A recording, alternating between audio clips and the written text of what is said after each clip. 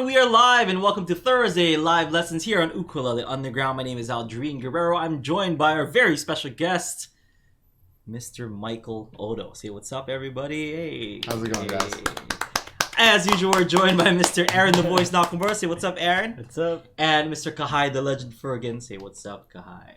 What's up? So, Professor Mike, how this works is that we get questions from all over the place via our email, via Ukulele Underground Plus, and whatever. Maybe somebody just passing down the street like, hey, Aldrine, what kind of strings do you get? Or whatever. You know, like we get all these questions throughout the week and then we answer them here on Thursday Live Lessons. So we have you here because you are our residents.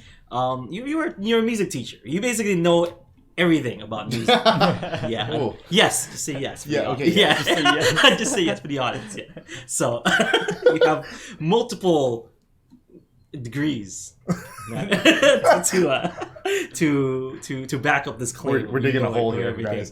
We're digging a hole. So black belt, 5 degrees on music. He's a music black belter, basically. So all our questions regarding music theory and things like that, Michael Odo usually. Can I call you Mike? Whatever. Okay, man. Mike over here is going to be answering them for us. So, Kahai, what have you got for Mr. Odo? So like a common question that we get a lot, and from people who are just starting off, is how should I practice? How should I spend my practice time? Like, what should I focus on? What should I look at? Or what should I, how do you plan that out? So, well, when teaching private lessons, which both of us do, it depends on the level the person is at. You know, at the beginning, you don't want to kind of overload students. So if you're just beginning, one of the things to do is be consistent. That's the most important thing I could tell you. Practice every day. Okay? If you practice every day for 15 minutes, 30 minutes, that will benefit you far more than skip, and then practice for like 3 hours, on like the 4th or 5th day. Because what's going to happen is, if you practice for 3 hours, honestly, that second 2 hours, you're not really going to remember most of what's going to happen because your brain's going to be fatigued already. Okay? After you get a little bit more advanced, you're going to have the ability to practice for longer periods of time. Anybody who is, at a more professional level of playing probably has gone through that period where they were just practicing endlessly. He did, I did, Aaron did, Kahai did. There's a certain point at which your mental discipline for it has developed to the point where if you keep going, you can still learn new things. So at the beginning, when your hands haven't adapted yet to playing, when just remembering, 3 chords is a little bit difficult, don't push yourself crazy at that point. I know here at Ukulele Underground, you recommend 30 minutes of practice a day. Yes. That's a really good level right there. 15 to 30 minutes a day, every day will benefit you incredibly. Now, once you get past that, yeah, you can start adding in another 10 minutes here, another 10 minutes there. But it's a lot about that mental focus. Yeah. If you can stay focused on it. Yeah. Because, I've seen young students I've had who can focus for like 30 minutes, 45 minutes on, various lesson things and get a lot of, real benefit out. Same time, I've also seen adult students who can't make it past 20 minutes before their eyes start rolling side to side and up and down. Trying to check their phone, exactly. Exactly. What am I going to make for dinner? Like it's... Yeah. So as soon as you reach that point, you're pretty much going to get diminishing returns. You're not really going to get a whole lot out of practicing. So if you feel like you want to keep going, what you want to do at that point is stop for like 5 minutes. Get up, get a drink, go to the bathroom, something to just break your focus on that thing. It refreshes your brain a little bit so that when you come back, so if you practice for 20 minutes and you find yourself starting to kind of look around and wander, get up. Do something else for 5-10 minutes. Yeah. Then come back, and you'll find that you can actually focus on your lesson. Resetted your brain. Exactly. So as far as content. Okay. Because you talked about you shouldn't kind of overwhelm yourself. So a beginner wouldn't necessarily be thinking about like music theory at this point, or what would you suggest? Well, the first thing and foremost in any practice situation for this is simply play your instrument. Okay, practice by its nature means that you're going to work on things you're not good at. So when you start first, you want to start with things that you kind of are better at. Okay, so when you want to warm up, just warm up by playing some chords that you already know. Play a song you know. You know, it's one of those things that's also going to help keep practice fun, so your brain doesn't necessarily just start to shut down. You know, because it's like, oh, here we go, going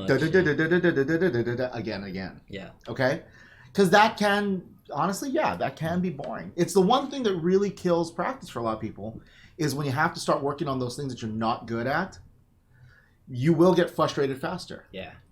The key is to practice it till you start to learn a little bit better. And once that frustration will start setting in, move to something else for a little bit. You know, again, reset the brain, reset your learning. Because if you just keep pushing through it with real frustration, your brain starts to shut off. And then you can grind on it for another 20 minutes and you're really not going to get anything out of it. Just lose interest. Exactly. You know, and keep in mind, I'm saying this for beginners and people who are just past beginner. If you're going to get serious about playing, if you really want to be serious about being good, you're going to have to learn how to refocus that frustration energy into more practice. And, see. That's the thing. At a certain point, you're going to have to learn to get over that hill. Yeah. You know, as he's said in previous, I was a music major in college, and I majored in 2 instruments. So basically, I did nothing but eat, go to class, and practice. and there were a lot of times I was a saxophone major in college, and I practiced saxophone 4 hours every day. Oof.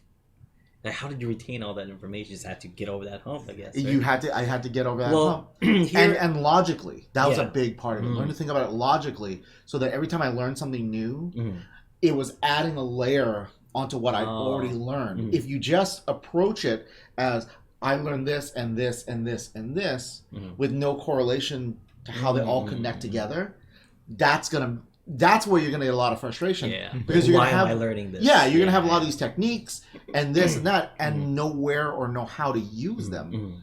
And then you'll be like, well, why did I spend hours on this? Right.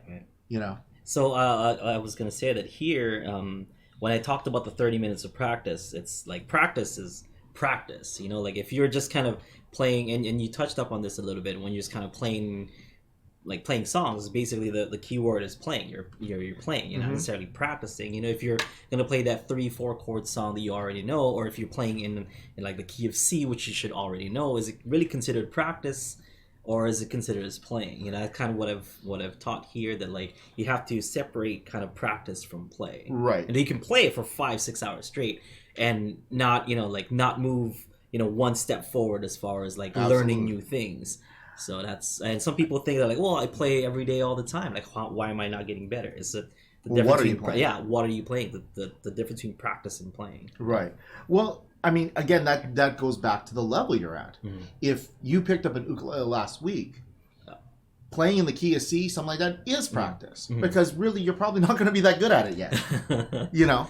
Now, keep in mind, if you've been playing for 2-3 months, if you're still only playing in the key of C, it's probably time for you to move on and maybe the key of G. Not one of the complicated keys. Yeah, just something. I mean, if you're going from key of C to key of G, a lot of those chords like kind of cross paths anyway. You know, you have that C chord, you have that G chord in there, and like E minor and A minor chord. Right. I think those are, and it's good to kind of mix it up that way, and that's what I tell people. And it's hard for some people to kind of leave their comfort zone, like, oh man, this is gonna have a D in it, or like a B minor, and that's a bar chord. I'm so scared, I don't really want to play in G. And then for some people, they like never do it, so like every time they come across that the B minor or the E chord, like E chord most definitely, like some people are like, oh, I don't want to play in this key because it doesn't have E in it, and like, so they'll just never practice it, so they'll never learn it. So if you play for 3-4 years, with your ukulele club, for example, never played an E chord, like, and no matter how many hours you've sunk into playing your ukulele, you're never gonna get over that E chord unless you like you said, really get over that hump.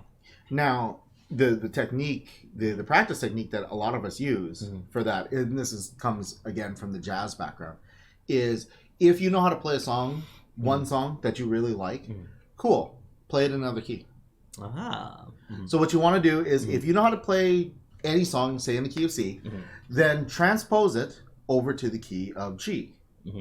So we talk about 1 chord, 4 chord, 5 chord. So if it's a 1, 4, 5 song in C, it doesn't take too long to figure out what 1, 4, 5 in G is, and then learn how to play it in that key. Now, admittedly, if it's a sing-along song, you may find a lot of those keys not very conducive to you singing. Yeah. But it doesn't matter. You can really gain a lot of benefit by learning to play in those other keys, and a lot of insight too, because you start to kind of hear what each chord sound like. And I think we've talked about this before, where like one chord will sound like it's going to go to another chord or another chord. So the more you do it, the more you get familiar with those chords in different keys. Right. And the thing is that's very true. When we talk about the 5 chord, chord, dominant 7th chord, that's the one we talked about. It wants to go back to the 1. That's going to be true no matter what key you pick. So any of the 12 major keys you pick, if you play that 5 chord, the dominant 7th chord, it's going to sound like it wants to go somewhere. It's never going to feel rested. We'll stop you there. 11, sir, not 12 major keys. 12 would be the same. 1 and 12. Oh yeah. No, I swear he's legit, folks. Just joke. I don't know. I always just thought that 12 and 12. I just woke up like 15 minutes ago, so he does this to me, and my brain doesn't work yet. Is it? I guess 0 is considered one, like the 12, 11 frets. So 1, 2, 3, 4, 5, 6, 7, 8, 9, 10, 11, 12. That's why you have a degree, and I don't. I probably could give myself a degree from Ukulele Underground University. There you go. Dr. Guerrero. Yeah, Dr. Guerrero. That's everybody should call me Dr. Guerrero now. So when you're when you're practicing these keys, of course, ukulele does have easier keys than others. Like for example, if in ukulele, like playing in F is is a lot easier than say playing F in guitar or F in like somewhere else where it's mostly those those bar chords. But try to figure out what keys you're comfortable in and see what other keys might have those same kind of chords and chord shapes. Anything that kind of that repeats. That's the one that I would kind of go after next. I would do that. So if you're doing the practice that Mike was saying, where like you play one song and then you play it in a different key. Just like figure out ones that kind of share some of the same chords. Don't try and go from C to like a gnarly key where everything is like 4 fingers on the fingerboard and smashing. Don't try that right off the bat. Go to the next one that's easy. It's got a bunch of easy 1 and 2 finger chords, and because that will teach you a lot. Now the next step beyond that is if you've learned the picking for those songs. Learning the picking in that new key as well, because that's going to help train your ears. It's going to help you figure out where most of the notes are. I teach bass primarily now, and one of the first things I teach all my students is you got to be able to tell me where all the notes are on the fingerboard. So if I tell you, play me the A string 5th fret, what note is that? And the simple reason is because it's a D. And and here's me giving you the answer. And again, the reason for that, especially as a bass player, since as bass players play all single notes, if you don't know where a particular note is, you're going to have a very hard time constructing a logical, good sounding bass line. Now, on the ukulele, where you play mostly a lot of chords, a lot of people sometimes will skip over that. They're like, as long as I just know the shape, I'm good. Yeah. But if you really want to get it, if you really want to understand, and for those of you, and we talked a little bit about this, for those of you who are interested in composing your own stuff, writing your own stuff, it's going to be very hard for you to come up with something logical if you don't know where your fingers have to go. If you're going to rely only on your ear, that's going to be really tough. And that's also going to mean that whoever wants to learn your piece is going to have a tough time. Because trying to get into your head. Exactly. For example, if you were to take the song Bohemian Rhapsody, as played by a good friend of this channel's Jake Shimabukuro, Oh. Anyway. He wasn't ready. He wasn't ready. Oh. He didn't think it was gonna come this early. Come this early. 15 minutes Gotcha. in. Oh, friend of the show. Friend of the show. Good friend. So we were talking about this earlier about how the opening chords of Bohemian Rhapsody are the same notes, just in a different order. Yeah. And he's not here to answer this, but there's obviously a reason why he chose that in that order. And not just that, he also had to understand where those notes were. Yeah, on his So if you when he was playing these chords and he's like, okay, well, here are the notes I got. I don't like, so the one you were thinking of. Yeah. Okay, so here's what we're talking about. So sorry for the podcast listeners, but he plays this chord right here on his opening line. This chord, right? So I've always heard that chord, E minor 7, with this chord shape in mind. I have never played a minor 7 chord shape that looked like this with a full-on open G, because if I were to tell people the notes in this D minor 7 that I'm used to, it is B, E, G, D. Okay, B, E, G, D. Now, in the voicing that he used for Bohemian Rhapsody, he's using G, E, B, D. So same exact notes, not even different inversions, and not even inverted in any way. It wouldn't even really be considered an inversion. Because it's just still the same notes. Yeah. Yeah. So if I were to play it all at the same time, it won't make a difference. You wouldn't really be able to hear but it. But because we're playing a stringed instrument that you strum, if you strum it, it's going to sound different. Right. And but I was always puzzled by like why did he choose that instead of the other one, where it's just kind of the same anyway. But I guess it means something to him. So it was kind of like you heard the song. Yeah. You figured it out by ear. Yeah, because that's how my ear hears the chord E minor 7. Yeah, and you play it, and then you found out later that that's not right. how he. Because I was, that's I love that song. I love his arrangement of it, and I didn't like learn a whole thing or anything. But I'm like, what is that first chord? Because it's really, it strikes you as soon as you hear it. You're like, okay, here's Bohemian Rhapsody. So I'm like,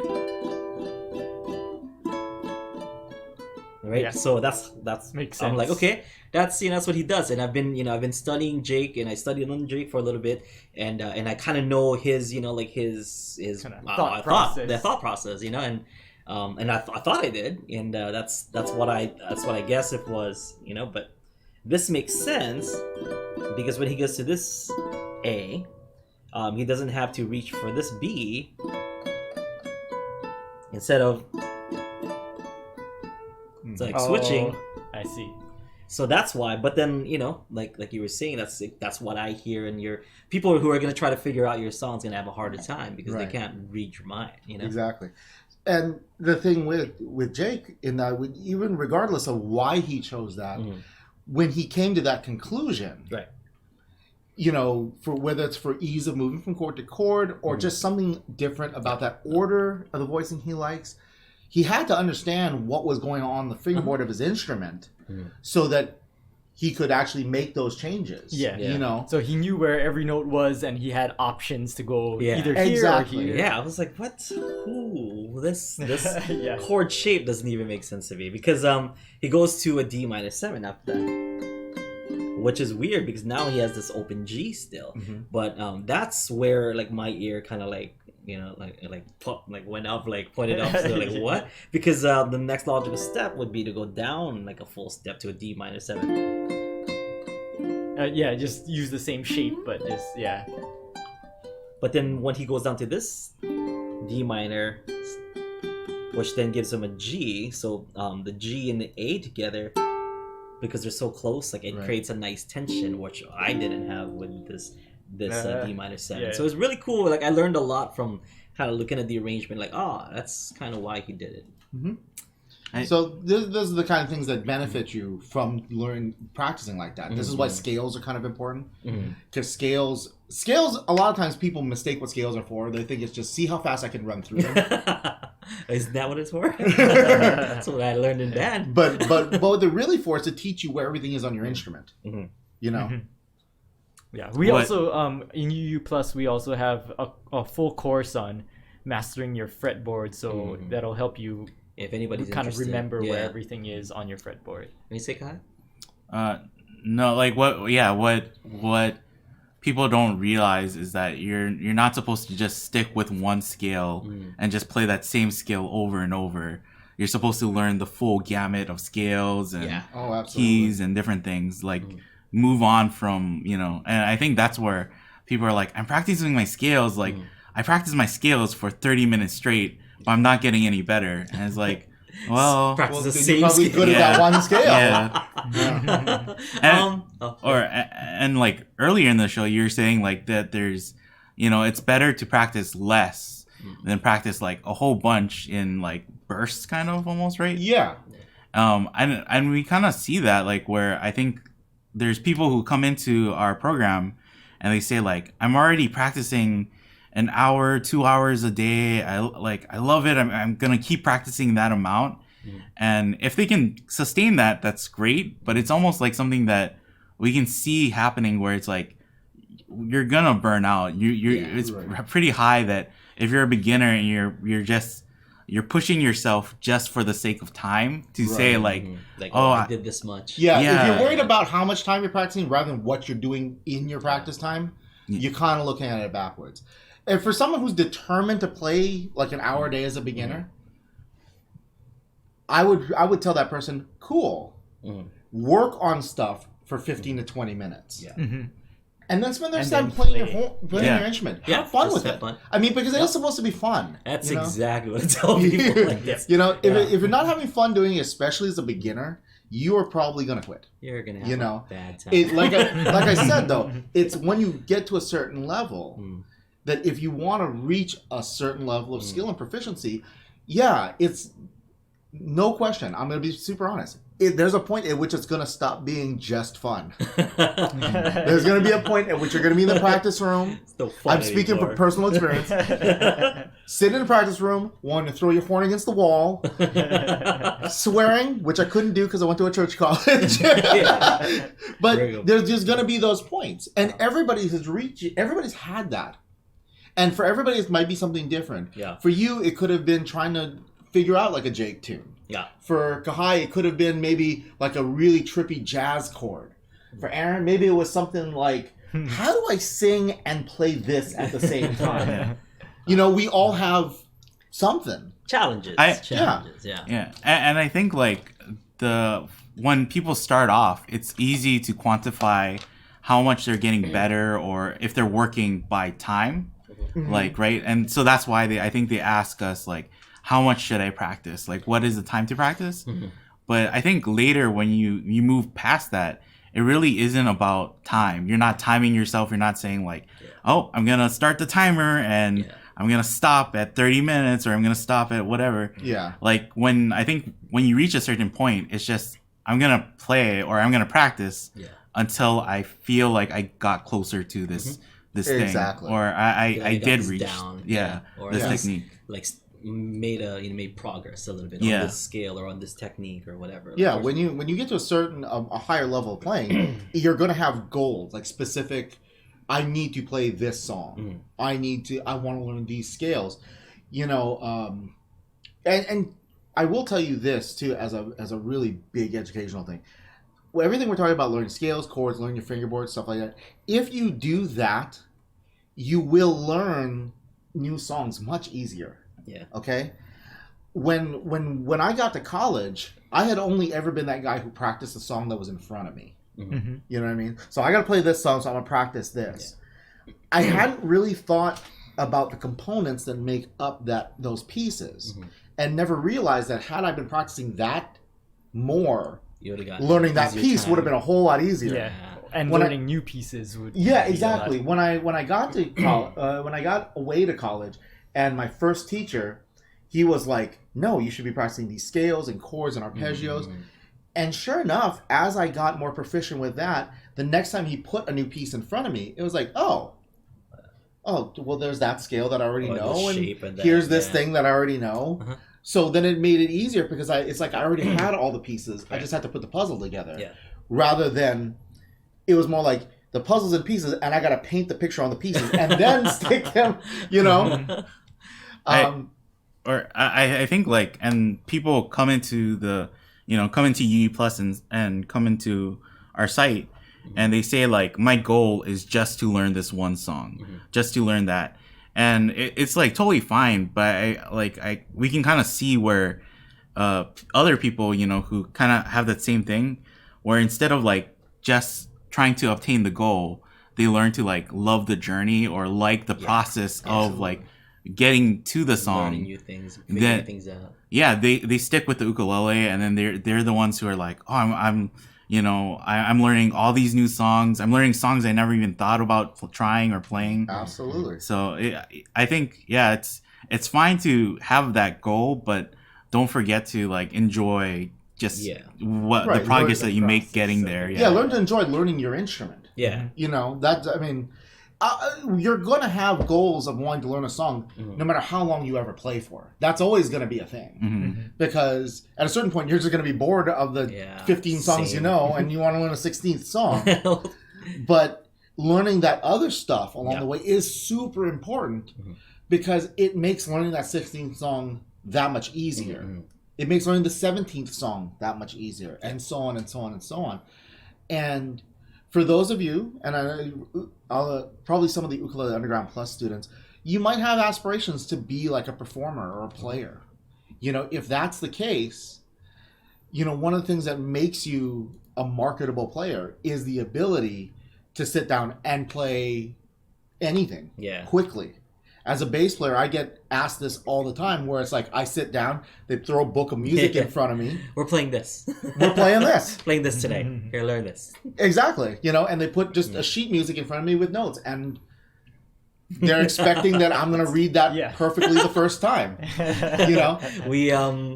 We were playing with, who's that guy from Ambrosia? Oh, David Pack. David Pack. So we were playing with David Pack, and I was playing guitar like that night. And I don't really play guitar too much. And you're like, okay, so here's the songs that we're gonna play tonight. And I'm like, so like no sheets, no nothing. It's like, I guess I can make you sheets for this and this and that, but then just feel out this. I'm like, oh, like tonight.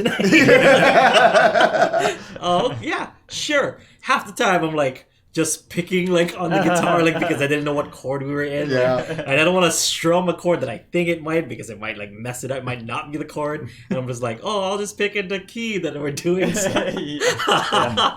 We've had a few moments like that between the two of us. Like, there was this time we were playing the Katy Perry song "California Girls." Oh yeah, I love it. Yeah, that's right. I was playing ukulele for that.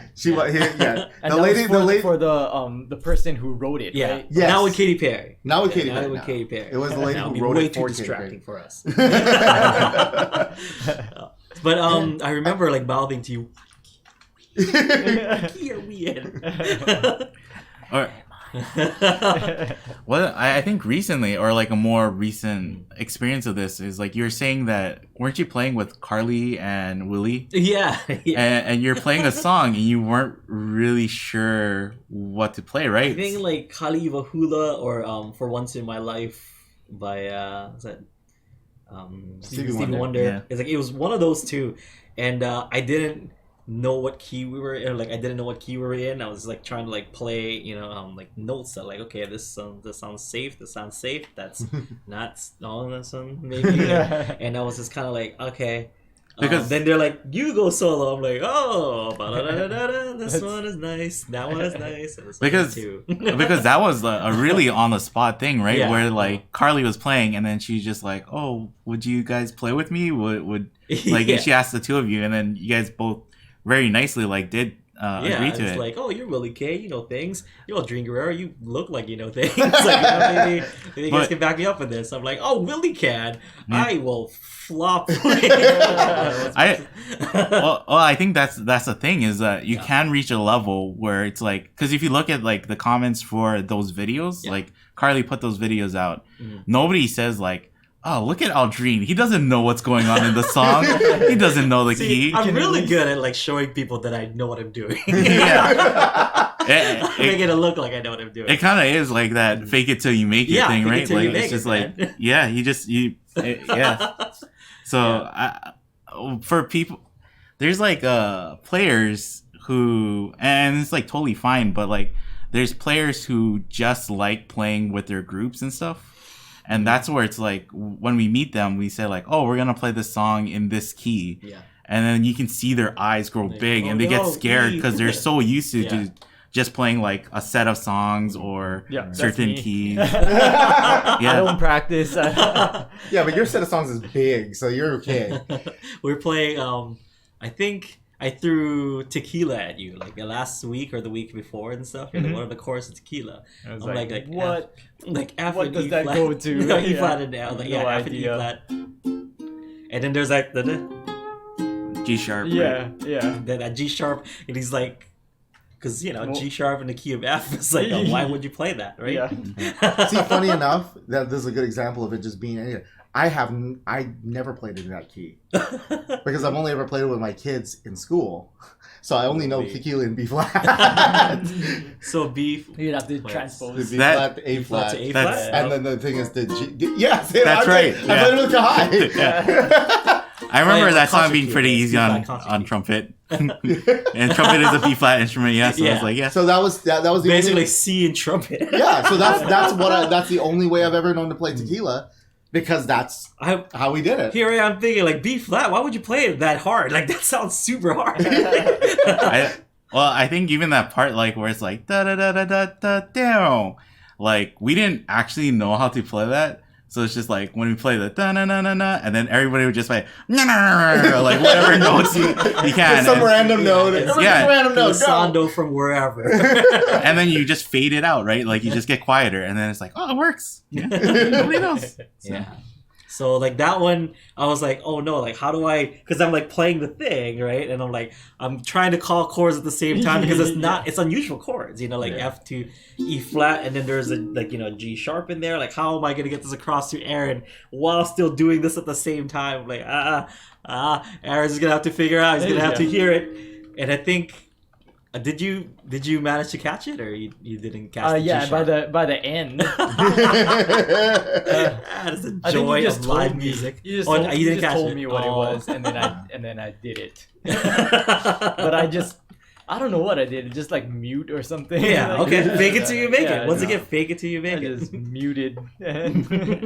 I think like the people who they just like playing in their clubs, they just like playing certain songs. That's fine for them. Like if they're happy doing that.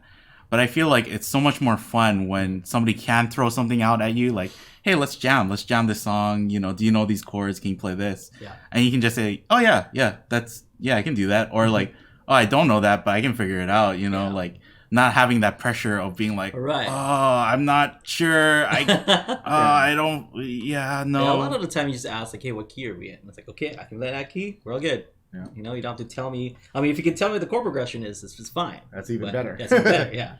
But if not, then like that's fine. I'm familiar with C.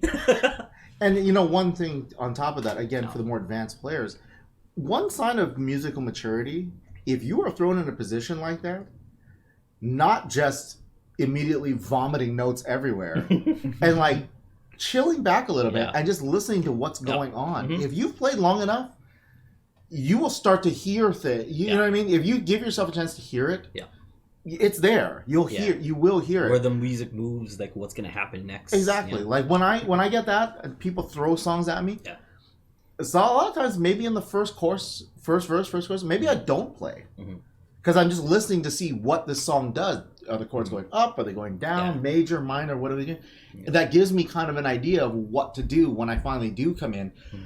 If immediately you just go, yeah, right off the bat, that's usually exactly how you end up with musical train wrecks. You turn out to be Chapter Yoko 1 of how Ono. Playing with I can't make that kind of sound. Who's that? Chuck Berry and John Lennon. Oh my god. Yeah. You guys have never seen it? Go watch it. It's amazing. Because you said musical train wreck, and every time somebody says musical train wreck, that's the first thing I think of. Yoko Ono playing with John Lennon and Chuck Berry. Yeah. Look it up, kids. You're welcome. You're welcome. Look it up. Make sure to get some cotton for your. That's great. That's great. Think about John Lennon, his musical hero Chuck Berry finally getting to jam together. Oh, it's And great. here comes the Yoko rhythm. Oh, no spoilers. No spoilers. I've never seen it, and I know that's what happened. No spoilers. Just check it out, kids. Kira will provide the link. Yeah, she will. Yeah, it'll be in the Clean version, please. Clean version. Okay. Because there's an unclean version by by what's his name, that comedian. Anyway, yeah. We keep the show family friendly. Yeah, family friendly. Absolutely. PG-13, guys. Yeah, you talked about musical maturity, and we covered that before, but it really does seem like it's a hard thing to explain. But like people who aren't mature, like yeah, they kind of do want to like, hey guys, look at what I'm playing, look at what I can do. You know, they put it all out on the line. So and, fast. yeah, and we said like, oh, we understand, like it's that they're excited to do that. Right. But it is something where it's like if you can pull back. And you know, like you play more what the music is telling you to play, more so than Absolutely. what you want to play. Like it'll probably be like the musicians who you're playing with, at least, will probably be like, "Oh, you did a really good job. Like Right. that was cool what you pulled out." You know, like instead of just trampling over everybody else and like just saying like, "Listen to me," you know. I think it's even more for your job as a bass player, because I mean, with your musical knowledge, you can do like a lot of different things. But as a bass player, you shouldn't be, you know, in front and center. You should just be kind of cruising in the back and seeing what's happening and stuff. 99% of the time, my job as a bass player is to lay a foundation. If I start just playing any kind of random cool licks, then the one thing I'm not doing is laying a solid foundation. Your job. One thing you're not doing is your job. Don't get me wrong. There are certain bands, certain types of music where that's exactly what you want to do. If you're playing in a Yes cover band, a Rush cover, a Primus cover band, yeah, no, the bass player should probably be going pretty insane. But if you're playing almost anything else, if you're more concerned about looking cool to the audience, you're missing the point of being on stage and really communicating music to somebody. Yeah. Guaranteed. That's why none of our viewers play bass, I'm sure. I want to be up front center with the ukuleles in hand and jamming it up. I think us, like here at the office, like we always like when we hear a song, we're like, oh, listen to the bass player. The bass player is like killing it. Yeah. More so than like, oh wow, this guitar player is really good. Yeah, because I mean, groove was a big thing. Yeah. For me, groove was a huge thing. Yeah. And I think like when you're a musician, you know, not saying I'm like a good musician, but just a musician, you appreciate somebody who can like take a step back and say, I'm gonna play what needs to be played for the song instead of like playing, you know, whatever. Yeah. I think, us, Kahai and I, as video editors, primarily, we kind of appreciate, because with video editing, it's exactly the same thing. Like, if someone notices... You did your job wrong. Yeah. If someone notices that bird flying across the street...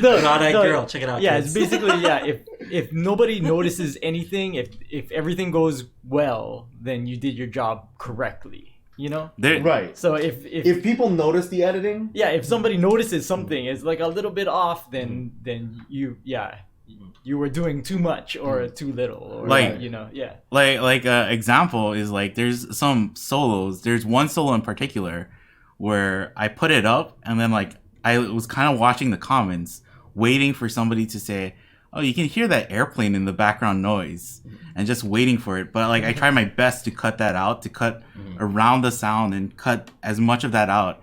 And nobody said it, and it was just kind of like a relief, like, oh, thank God nobody noticed. Because you just make do with what you got sometimes. So I think, the same thing with like bass players, right? Like they play it, and then it's just like, if I'm doing my job right. No like, one says anything. yeah.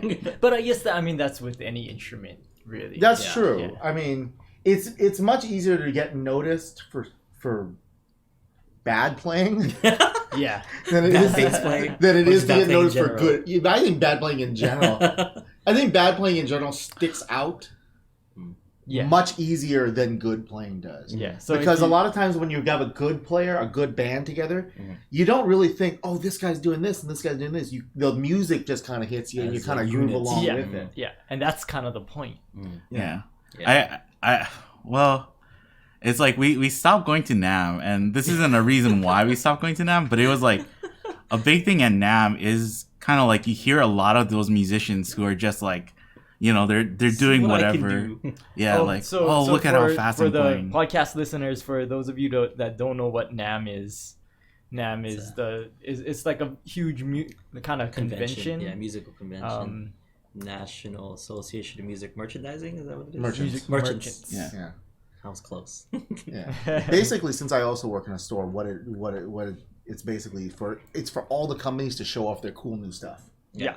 You know, So- because that's where a lot of the deals get made. If you are a store, it's where you make deals with the different manufacturers to what you're going to buy for the coming year, and you get to kind of see up and close and personal what they're doing. A lot of the companies, they'll bring in their endorsing artists to sit at the booths, and Yeah. sometimes you might get somebody who can actually play with some taste. Yeah, like Clay got me out.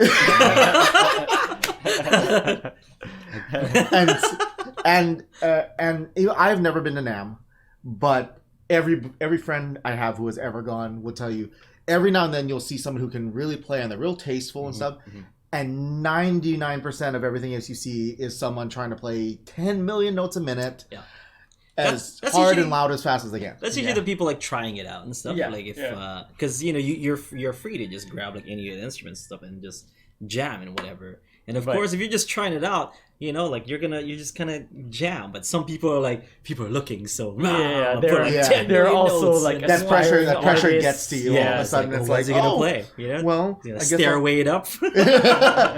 Shaw, no stairway. Denied. Like something I like, and I know you'll know who this is. Like Victor Wooten. Like, Oh, like, yeah. we see him at NAM. Who is that? And the funny thing about that is that when we see him at NAM and he's playing really tastefully. He's like, you know, not trying to like really show off or do anything. And then it's usually like the people who, other bass players who are like watching him, like they might go to like a booth next to him and they'll try to do like, oh, listen to, and we know like Victor Wooten can do those things, but like he's not. Right. He's not showing it in that venue. Doesn't have to. Well, He doesn't have to. Victor's also one of those guys, though, when you get to that really high echelon of playing, it's those guys who can use super advanced techniques and make it not seem like they're doing that. That's true. Yeah. You know, if you think about the really good players, effortlessly almost, like yeah. Victor, like I've seen Victor play live a couple times, and yeah, he's up there and he's doing two-handed tapping and you know, but yet with all that craziness, it's still, if you just close your eyes and listen to him, he's still playing something beautiful and musical because he thinks about that first. He's thinking about making beautiful music, and all that crazy technique is simply the means to that end. Yeah. It's the same thing with this guy right here. He's got a ton of technique, but he's trying to make the nicest music out of it. Jake is the same way. Yeah. Go high. I do. He's gonna get one of these one day. You know, anybody like that, even guys who play predominantly more soloistic instruments, like I think you might have been there for one of these concerts. The great sax player Ernie Watts, I wasn't there. and he came to Kauai a couple times to play, and he's an amazing player. This guy has played everywhere with everybody, and can Ernie play 10 million notes a minute? Yes, he sure can. He could probably get to 12. But for him, it's first and foremost about always making beautiful music within the context of what he's doing. So, for instance, when he's playing like a beautiful ballad, a slow song, he's not playing like, you know. Yeah. When he's playing that, he's playing these beautiful long sounds and tones, and it just really hits you. And then when he plays a song that's going at like 300 beats a minute, and then yeah, he can keep up and do that too, and do something musical in that context too. That's hopefully like the end aim, is to have the technique to serve music rather than the other way around. If you have, if your music is based around your technique, then at least I feel there's always going to be some beautiful aspect of it kind of missing. I see. Whereas if you develop this vast array of technique, but your only aim is to make the most beautiful music you can, to get what's in your head and your heart out into the world, that's what it's really for. You have plenty of guys who have amazing technique and have absolutely no discernible soul in the music at all. Again, go to Nam. And then you have these guys who has these, again, Victor Woon's a good example. He could do so much more in every song he plays, but because the music he wants to portray doesn't need that. Yeah. You know, and it was what we're talking about too. It's you play what the song needs. Yeah. What is your song need? Yeah. You know, as soon as you put more than that in there, Yeah, I mean, some of my favorite guitar players like do just that. Like, you got guys that can play super fast, like Yngwie Malmsteen and you know, like Steve Vai and all those guys. But the ones that become famous are guys like Eric Clapton, like that everyone knows, and he's known as slow hand, you know, and because he just knows which notes to play. Or like BB King, right? Yeah, BB King's a great example. King said like, I can't play as fast as these younger guys, but I make sure like each note gets its full amount. Mr. Mac has always told me that each note is an orchestra. You know, like each one like has to make sense. If you're gonna play a line like each one of those 4 notes has to make sense of why, you know, like of direction, of just musical taste. Yeah, why are those there? 4 notes? Why those 4? Exactly. Why that order? Yeah. You know what I liked about your story about Nam was your first name basis with Victor. Have you met Victor before? I have. Oh yeah. Bela Fleck of the Flecktones played here on Kauai. That's right. A bunch of years ago. Hall. I was gonna go to that, but I did not. I actually went and I couldn't get a ticket. And funny enough, 2 of the old people who were in the KCC orchestra went to the concert because they were season ticket holders, and they couldn't go. No, they just couldn't handle it. Oh yeah, because they were both like 80 years old. So Bela Fleck, the live stage is very, you know, it's very in your face. It's like a Jake concert. Yeah. So like about 20 minutes in, I see them walking out the door, and I was like, "Oh, what's the matter?" And it's like, "This music just isn't for us." You know. They say, "Wait, do you want our chairs?" And I was like, "Yeah." Yes. So they called over the lady from the concert station and said, like, "This is our friend Mike. He's gonna take one of our chairs down in front." I'm like, "Yes, I will." Okay, so here's your challenge for this week. Okay. I was wondering. Go from getting new seats at is it KCC? Was it? Yeah. Was it KCC? New seats at KCC to back to practicing for 30 minutes. Okay. It has to go from the seats. You sitting down in the seat. You got to go from there. Go back to 30 minutes. Oh, and it has to make sense. Yeah. Okay. So the reason I got those 2 seats was because I play in the KCC orchestra, Kauai Community College's orchestra. The 2 people that I had met that gave me their seats were members of that orchestra, Marianne and Ed Good. Oh, God. I remember their names. Okay. The reason I knew them was because I had played with the orchestra since I was in high school. And the reason that I had been doing that was because when I was a senior in high school, Mr. Mack put an upright bass in my hand and said, "You play electric bass, so you should play upright bass." And if I practice 30 minutes a day, I would be able to transfer a lot of my skills from the electric bass over to the upright bass. And as soon as I had gotten a little bit of that, he said, "The orchestra is the place you need to come because we need a bass player." So I moved over there and then started playing a lot of the classical repertoire. There you go. And that's legit. That's actually because 3.5 hours a week was our was our thing. Yeah, 30 minutes. So that's you guys had like a practice log or something. Yeah. Oh yeah. I mean, I filled them out legitimately. Yeah, like everyone else. Yeah, like everyone else. Well, no, he filled them out legitimately. He actually sat down with a pen and wrote numbers in. But I was a cluster practicer. Like I would practice for like 3 hours, and then I'll practice for the next 3 days. Yeah, or 3 months more, like before the next concert. But then meanwhile, you were playing ukulele every single day. Every single day. 4 hours straight. And technically, actually, at the time you were in school, you were playing clarinet every day too. I was, I guess. Because I think we were still on 6 periods.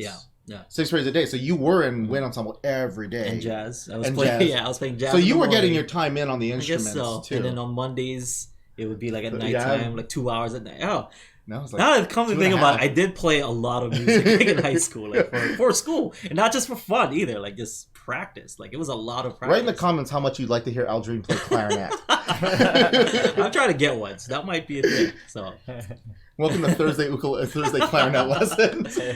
but yeah, Okay, so did that make the connection? it did. So now that we're back to this 30-minute conversation, so if say I'm an office worker that only has 30 minutes in my day to practice, how would you delegate those 30 minutes? Okay, so the first 5 minutes I would take to warm up.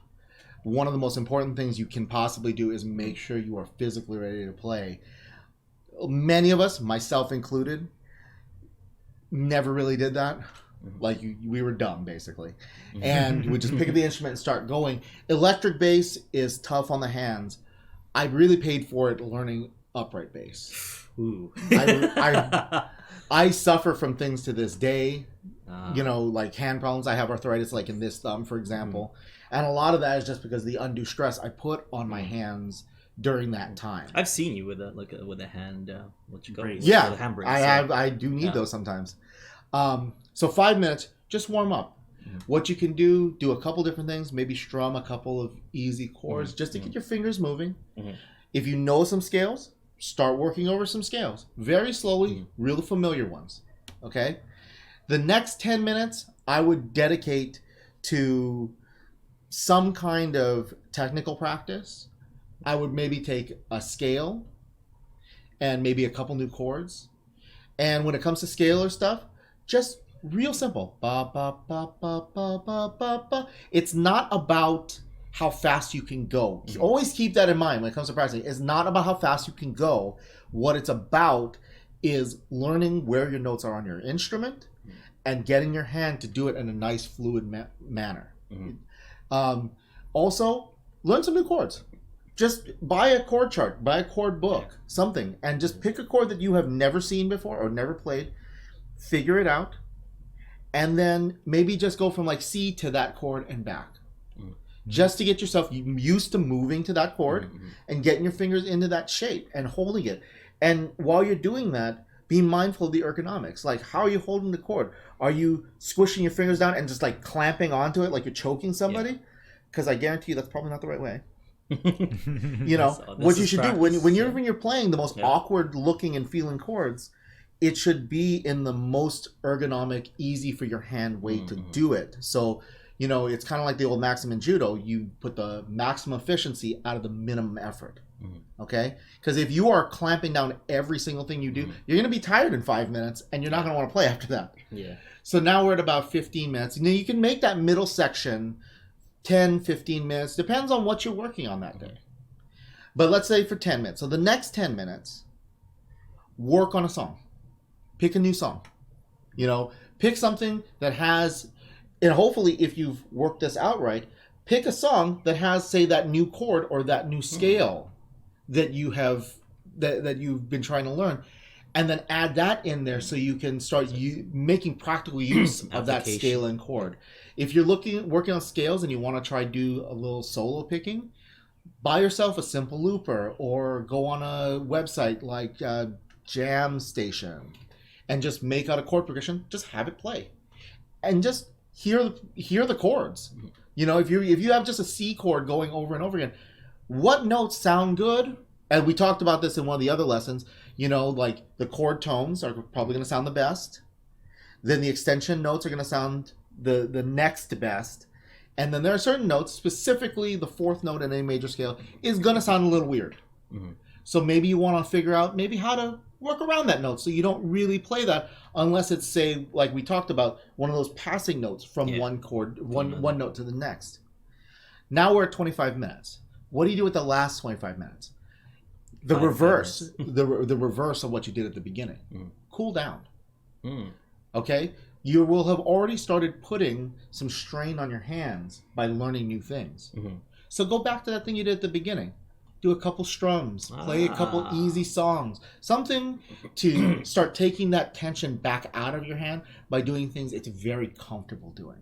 We actually have like warm-ups in 102, right? Like that first week of 102, I think you teach warm-ups, And then Chris Salvador's masterclass has really good warm-ups too. Warm-ups and stretches. Yeah. So specifically for ukulele. Those are cannot be, I cannot stress enough how important The cool down? the cool down and the warm, you know, and because we do that in band. You know, when we're playing music instruments, especially brass players, a lot, because you put so much strain into your face as you're playing, especially if you're like a first trombone, trumpet, something like that, because you're playing a lot of high notes. You start to relax that tension out of your face. Otherwise, you're gonna walk out the door with that tension in your face. I remember I remember leaving band and I could feel like the blood draining from all the pressure of just putting it in my lips. I could physically feel it. So it is like, that's something we probably didn't do enough. See, I never really, you know, like thought about it that way. The cool down. I've never done. I still don't. Again, I still don't do that, but that makes a lot of sense. As for brass players, you know, the cool warm up is usually you start ascending, da da da da da da da da da, you know, trying to open up and get the airflow going. The cool down for a lot of brass players is like the opposite.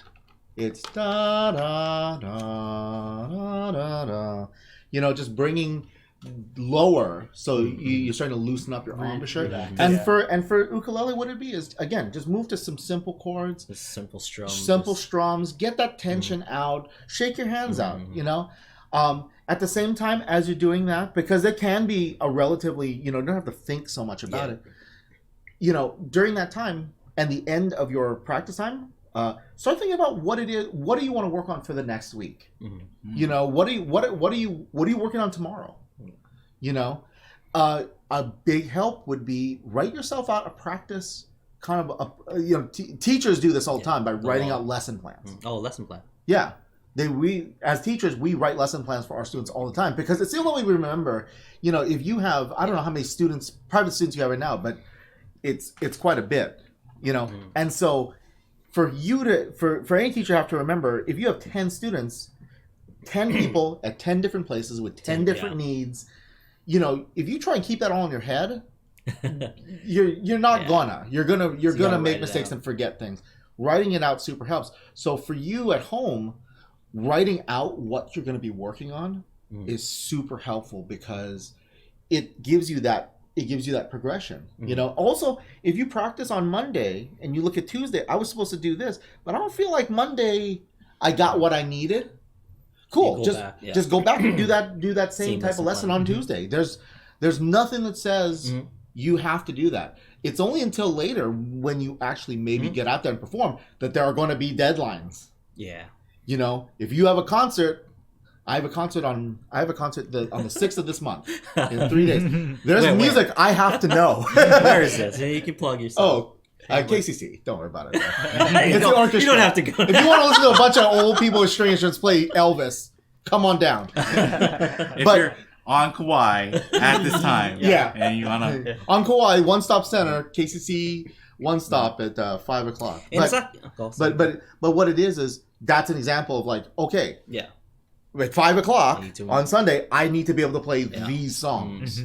You know? I was gonna say that like it's actually perfect, you know, with people with like UU Plus and stuff. They can, you know, they can queue up like what they want to watch next and what they want to work on next. They can even, you know, make like a lesson plan of like, okay, I'm gonna watch this video on this day and then learn this on this day and stuff. So. We do have practice logs. Like we have the practice logs section in the forum, and people post to it. And I think some people think like you post to it and they post videos to show other people like what they're doing. But it really is for yourself. Yeah, and it like our hope with that was like that you can just post like, hey, I'm working on this song at this time, and then a couple months later you go back to it and you go like, oh wow, like that song was giving me trouble, but it's super easy right now, or like you can see the progress, you know, because like that's another part where people get burned out is that they feel like they're not making any progress, and then they say like, oh, you know, I'm not doing anything, so I'm just gonna quit. Like I don't see the actual progress, but for music it's so incremental. It is sometimes hard to see. Yeah. And that's a big thing I tell all my students. There's two things about that to remember. Number one is you are going to hit plateaus. There's going to be absolute times when you cannot see noticeable differences. pushing past that is part of the discipline I'm talking about. You know what I mean? Because there are going to be times where for weeks it's going to seem like I'm doing this every day and nothing is getting better. And then suddenly a breakthrough happens and it's like, oh my God, I can finally play this. And on the other hand, like what he just said, music is incremental. Okay?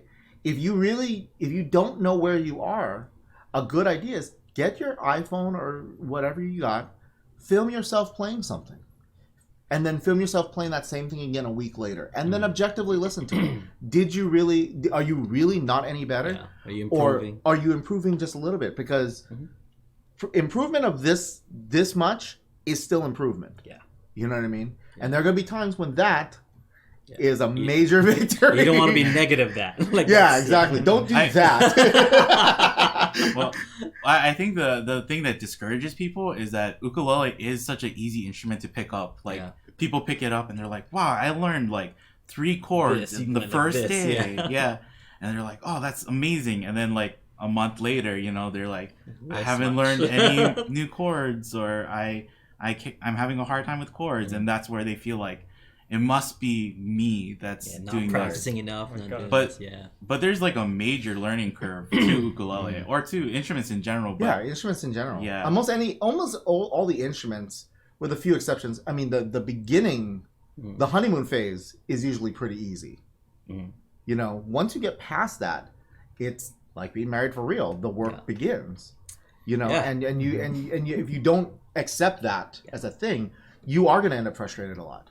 Yeah, I think. Sometimes you could get frustrated. I also want to remind people for UU Plus members, if you kind of want to put a deadline on yourself or put yourself out there, we do have open mics usually every month. Oh yeah. And so that's working towards that. Yeah, that's kind of it's only open to UU Plus members. So the only people that are going to be watching you are other people who are trying to do the same thing and feel the same way about learning a new songs and playing in front of people. So that's sometimes that's very helpful. Yeah, just kind of a supportive community. We've seen people who make like huge leaps by doing that, right? Like just putting themselves out there. Yeah, just from like there's been people who start like they join an open mic and they're like, oh, this is my first month, and they play something and we're like, oh, that's pretty good, like for your first month. And then the next month we're like, oh my gosh, they're like so much better already. Like it's amazing. Sometimes having a deadline on you really that's a for some people it kicks you into that gear. Like, okay, 30 days to this.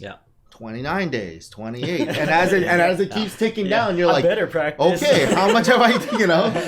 I feel I was working on this top secret project for a long time, and I knew about it back in this like late December, early January, and I didn't really start like revving up like until the last month, until when I called you. Like, actually, Mike, you guys will know about this later on, but Mike helped me out with this, and I was like in panic mode. I'm like, Mike, I need to get this out. Like, I need the first draft done by like this date. I have music. I have dinner. Can we crack this out real quick? And there's it helped a lot. Arrange everything. And it was that last month, but I could have been doing that like since January. So I waited till the last minute. I think to give people a context clue, like there's been like solos or like videos where I ask you, Aldrine, right? Like, oh, can we get this ready? And you're like, oh yeah, I'll come in like early that day and I'll try and figure it out and then we can film it. And I'm like, are you sure? Like I'm stressing out, but like you're like cool as a cucumber, and you're just like, oh yeah, I'll do it, and it turns out fine. It turns out great. Yeah. But then for this one, I could tell like you were like, I was so stressed. So stressed. It wasn't easy. I can't tell too much information about it, but like I had to play basically this tune, and the arranger composer like is notorious for like some crazy music and crazy chords, and I'm like, Mike, what is this? Why would they play this like this? Why are the chords so close together? He's playing Thanos' love theme in the next Infinity War. No spoilers. But I'll let you guys know when the time comes. Like I really can't like say much about it, but it was the hardest thing musically that I had to do in a long time, and Mike can attest to this. Because It's we tough. saw it was like 4 pages of stuff. Not that bad. 4 pages is not long. But the composer of that piece is notorious for making a lot of. We talked about this in other lessons. Yeah. Consonance and dissonance. He's notorious for using a lot of dissonance in his music. Who puts a chord that has like half steps next to each other? Yeah, what? like his idea of a chord is like 4 notes and 3 of them are like this next to each other. So in essence, on an ukulele, it's almost impossible. Exactly. But it would be like, you know, on a piano, it'd be like the white key, the black key, and then the white key again, all next to each other. And it was like, so weird, and I was like trying to figure it out. I'm like, this doesn't sound right, and I went to Mike. I'm like, I guess I was in the right track, but like it just didn't make sense to me.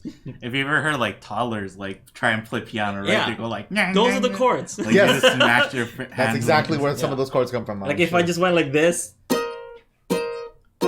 That sounds like one of the chords, you know, One of the that I had to chords, play. yeah. Like, Yeah. it just- But it was on purpose. Yeah, on Yeah, purpose, no, yeah, exactly, yeah. yeah. And like when we broke it down, I'm like, oh, that's why he's doing that. But why would it was like? I found out later on, this was like a sharp 11 in that chord. That's what it was like. That got that G and that F sharp, and you know, like in there. I can't say anymore. But it's like, God, why? Why? That's so Infinity War weird. 2 coming next year. But yeah, I'll let you guys know. I feel like these last few months, like with that song, and then before that too, you came in and you're like, I'm playing jazz music that I have no idea With what Mike I'm still. Like, there's a common thread. I am the cause of all of this stress in life. Yeah, but talking about like pushing yourself Yeah. further, right? Like you, I think you even told me afterwards, like that you're excited about learning these new things I because was. it is something new that you haven't experienced before. So And I still am, and you know, I'm still learning like a lot of new stuff. And when we did that secret project, I learned so much, like so much. I grew a lot, not just like as a player, but like kind of, you know, like seeing things in from a different perspective, like of a different composer. You know, it was so crazy. well, bringing it back to the beginning, that's where it's like you love the process of even trying to figure that out, right? I'm in love with it. Yeah, and if it was just like you were trying to hit that angle, once that angle was done, you would have just been like, I'm done. But it's like, like, oh man, now I hear those like dissonant kind of chords and stuff. I'm like, now how can I put that into like my playing, my my compositions and stuff? Well, that's a big part of it. It's just like as you hear it, then you start to learn why it sounds like that, how you use it, and then it's also kind of one of those things like once you hear it, you can't unhear it now. Yeah. But yeah, hands down, like the hardest thing that I ever had to do musically, hands down. Yeah. What do you think? It's up for there. you, for ukulele. For ukulele, it's up there, man. It's like, here's the chord, because Mike would tell me like, okay, here's the notes. It's this, and this, and it's like, oh, how, what, why, how? Okay, here's that note, and here's that note. Right, and I would play some of it on the keyboard for him, and I said, see, it makes sense if you play it on a piano, but you're not playing it on a piano.